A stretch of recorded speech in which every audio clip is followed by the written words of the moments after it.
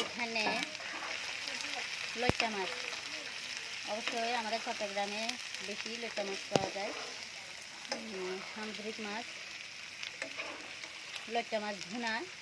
এখানে আমার আম্মু বেশিরভাগ এভাবেই রান্না করে। লইট্টা মাছটা কেটে ধুয়ে সুন্দর করে হলুদ মরিচ দিয়ে ধুয়ে, হলুদ লবণ দিয়ে ধোয়ার পরে এখানে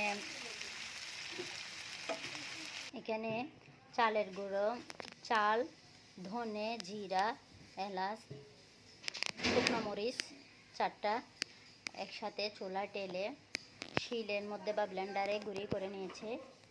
চুলার মধ্যে তেল দিয়ে, তেলের মধ্যে রসুন বাগার করে, রসুন দিয়ে রসুন একটু বাদামি হওয়ার পরে তেলের মধ্যে বাগার দিয়ে বাদামি কালার হওয়ার পরে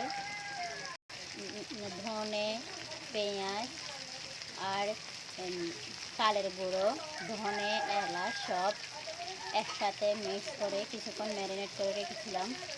ম্যারিনেট করার পরে 10 মিনিট রাখার পরে চুলায় তেলের মধ্যে দিয়ে দিলাম। কিছুক্ষণ পর এগুলো লাল লাল হয়ে আসবে, অর্থাৎ বাদামি কালার ছেয়ে লালে যে কালারটা চেঞ্জ হয়ে যাচ্ছে, এরকম কালারটা যখন চেঞ্জ হয়ে যাবে তখন খেতে অনেক মজা হবে।